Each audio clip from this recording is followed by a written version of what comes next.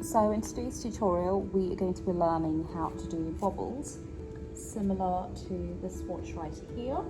So what you need for this technique in particular is to figure out how many needles wide you want the bobble to be, and also how many rows you'd like to do. So as a test swatch we can sort of experiment and play around a little bit with the counts. But on this swatch here, I've done 3 needles wide on the bottom, and I've done 3 needles here as well. However, I've knitted more rows on here, which is 12 rows, and about 6 rows on the bottom one. And then going upwards here, I've done about similar, that's about 6 needles wide, and I think about 6 rows high. And then all the way up here, the big ones, I've done about 6 needles wide and I think 16 rows on each bobble. So like I said, you can play around depending on the width and the size of the bobble that you're looking for. Okay, so first thing first, decide where you want your bobble placement to be on your needle bed. Okay, so I'm going to do 2 in about like the center, and then you can obviously increase or decrease it as per your requirement. Okay, so my first bobble is going to be on these 3 needles here. Okay, so the rule is partial knitting, so opposites.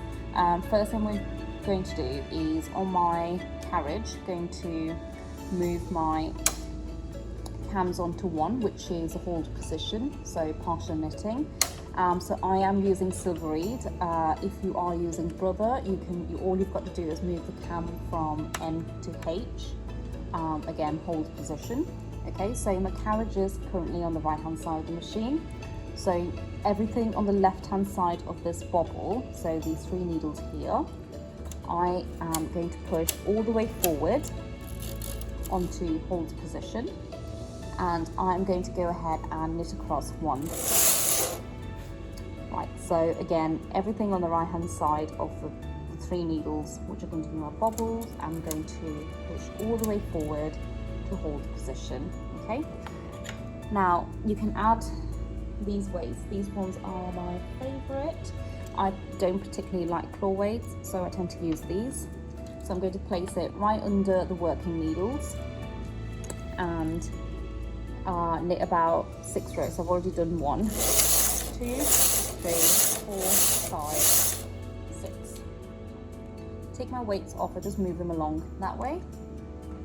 And you've got to grab a transfer tool. So now again, it depends on which one you'd like to use. I'm going to use a single-ended prong, but you can use a 3-prong if you like, because it's 3 needles wide.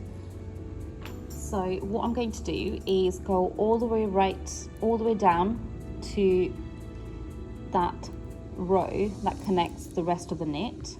So you can just move along these stitches here and lift each stitch up and hook it onto the needles.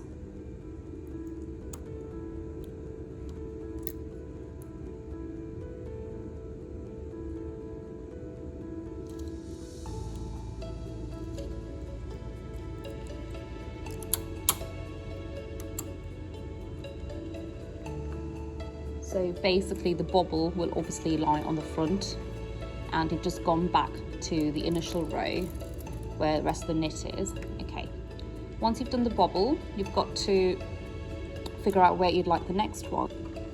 So I have decided where I want my next bobble to be, which are these 3 needles here. So the spacing between that bobble and that one, the first and the second, is 6 needles wide. So I'm going to go ahead and push the 6 plus 3, which is your 9 needles, slightly to the back where the stitches sit right behind the latch. And I'm going to go ahead and knit across 1. So it selects all my needles in to working, and push forward the first 3 needles for the bobble plus the 6, which is the spacing. So now I'm only working on 3 needles again, which is my bobble needles. 1, 2, 3, 4, 5, 6. I've done my 6 rows now. So I'm going to just move my weights over to the right, or you can take them off completely. And same as the first bobble, we're going to go all the way down to the row before we start the bobble, okay? So I'm going to go ahead and lift each stitch up and place it on the needle, so on the working needle above it. So I've got my 3 stitches. Now, if you want it to be slightly easier, I think it looks a bit difficult when I'm doing it, only because the camera is placed right in front of me, so it's a bit hard. Okay, but it's a lot easier than it looks, I promise. Okay, so I've lifted the 3 stitches up. Okay, that's my second bobble. I'm going to go ahead and push the remaining needles slightly to the back where your stitches sit, right behind the latch. Okay, so I'm only doing 2 bobbles for each size, but you can of course increase it. The principle is the same. Okay, I'm going to go ahead and knit once, and I'm going to go back into normal knitting. So you move my cams back to 2 on the silver reed. On the brother it goes back to N, so it goes from H to N, and I'm going to knit a few rows.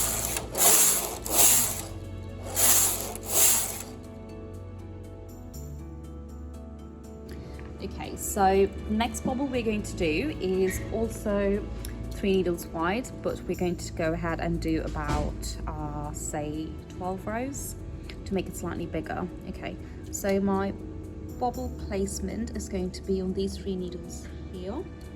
So same rule applies, opposites for partial knitting. So everything on the left hand side of these 3 needles gets pushed all the way forward.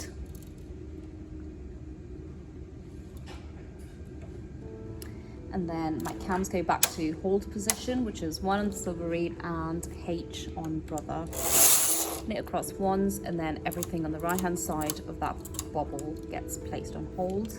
Move my weights right underneath those 3 needles and go ahead and knit how many of rows.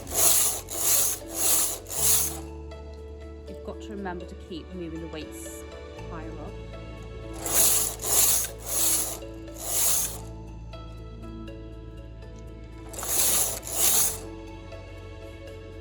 Done about 12 rows.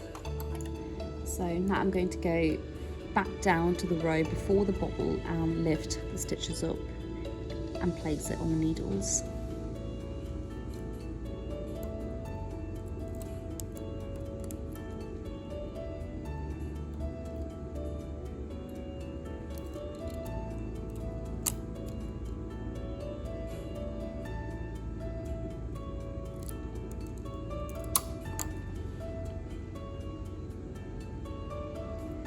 So I'm going to have 4 needles in between these 2 bobbles, which I'm going to push slightly over to the back where the stitches sit right behind the latch, and then 3 needles for the second bobble, which will also sit slightly at the back. So I've got 7 needles.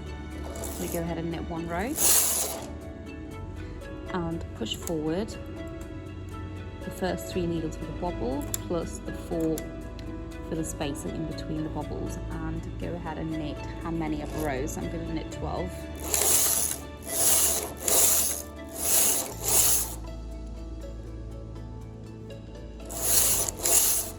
Remember to keep moving your weights higher up as you go along.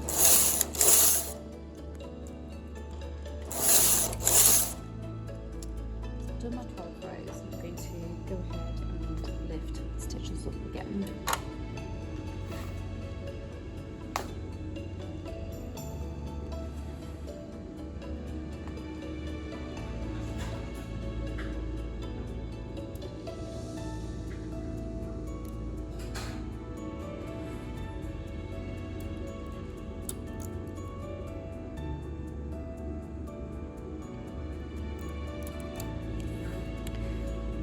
So if you do struggle to lift the stitches up, you can always try and loosen your tension. I am currently knitting on 5, but you can go up to 7 if you like, because it's a bit easier to see the stitches.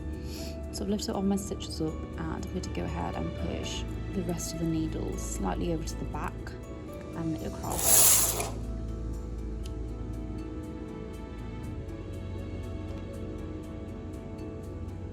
And then my cams move on to normal knitting, which is 2. I'm going to knit a few rows.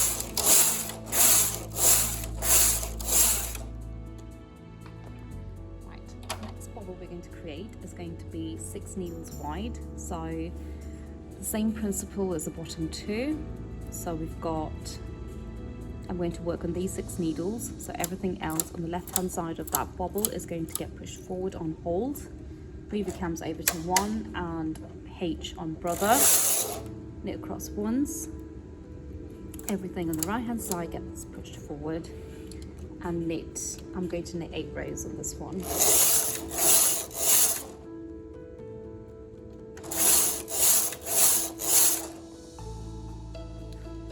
Move your weights over and lift the stitches up.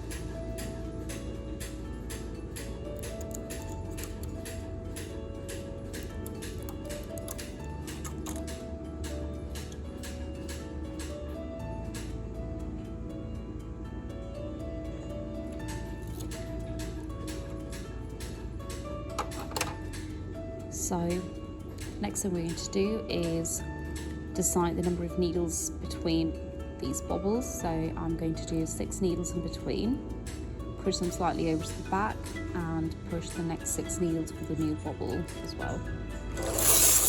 Knit once, needles for the first bobble get pushed forward, plus the space in the needles, and then go ahead and knit the required amount of rows.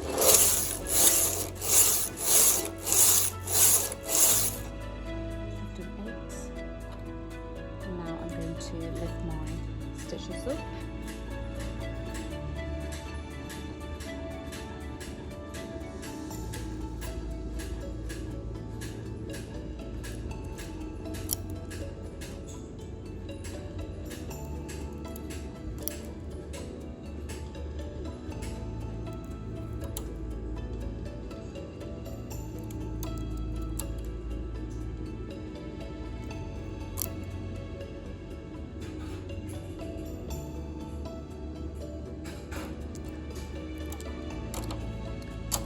Push everything on the left hand side slightly over to the back, knit, move your cams back to 2 and knit as normal. So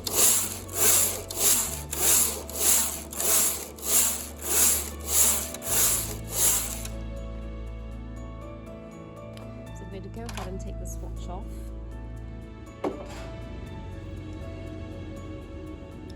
So the bottom row the bobbles is where we did 3 needles wide and about 6 rows, and then the one above it is also 3 needles wide. We did slightly longer, I think it was 12 rows or 10, and then the one on the top, which look like little flaps really, so they're about 6 needles wide and about 8 rows, but again you can do more rows to make it a bit more circular, I would say.